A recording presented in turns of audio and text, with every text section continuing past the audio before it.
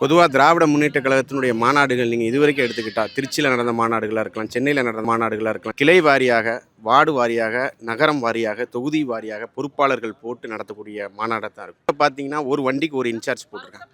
So வரக்கூடிய நிர்வாகிகளுக்கு பாதுகாப்போடு அந்த மாநாட்டை அணுகணும். அவங்களுக்கு முறையா உணவு குடுக்கணும். இந்த விஷயத்துல திராவிட முன்னேற்றக் கழகத்த அடிச்சுக்கிடவே முடியாது. ஏன்னா, மாநாட்டுக்குன்னே ஒரு இயக்கம் இருக்குன்னா, திராவிட முன்னேற்றக் கழகம் மட்டும் தான். இன்னைக்கு இங்க பார்த்தீங்கன்னா, 1,00,000 நிர்வாகிகள் கூடுறாங்க. இது மாநாடு கிடையாது. நிர்வாகிகளுடைய சந்திப்பு இளைஞர். அப்போ இதில வந்து கிளை நிர்வாகிகள் வராங்க, வார்டு நிர்வாகிகள் வராங்க, நகர நிர்வாகிகள் வராங்க. ஸோ எல்லா நிர்வாகிகளையும் இங்க பத்திரமா கொண்டு வந்து, பத்திரமா வீட்டுக்கு போய் சேர்ற வரைக்கும் துணை முதலமைச்சருடைய பொறுப்பு. அதனால அதற்கான முக்கியமான நிர்வாகிகள் ஒவ்வொரு தொகுதி வாரியாகவும் ஒரு வண்டிக்கு ஒருத்தருங்கிறதும் அமைக்கப்பட்டிருக்கு. மற்ற கட்சியில எனக்கு எப்படி இருக்கும்னு தெரியல.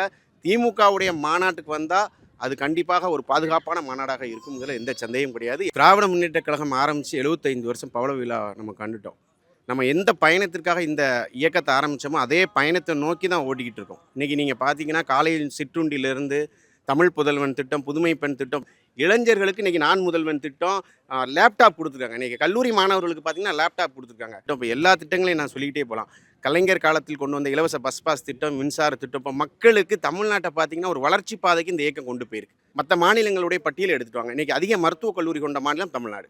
இன்றைக்கி ஆரம்ப சுகாதார நிலையம் இருக்கக்கூடிய மாநிலம் தமிழ்நாடு. நாங்கள் சொல்லல, ஒன்றிய அரசு வெளியிட்ட டேட்டா.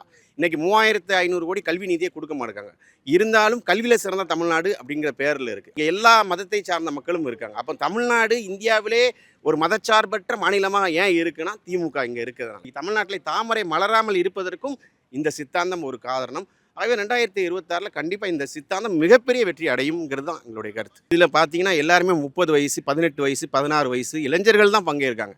குறிப்பாக சொல்ல போனால் அண்ணாவுடைய காலத்தில் பார்த்தீங்கன்னா திராவிட முன்னேற்ற கழகத்தில் அதிகமான இளைஞர்கள் தான் இருந்தாங்க. துணை முதலமைச்சர் இளைஞர் அணி தலைவராக இருக்கார்.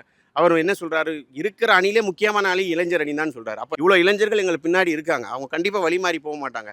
ஒரு நடிகரை பார்க்குறதுக்காக கூட்டங்கள் கூடலாம், அது ஓட்டாக மாறாது. நம்ம கடந்த தேர்தலில் எவ்வளோ தேர்தலை பார்த்துருக்கோம்.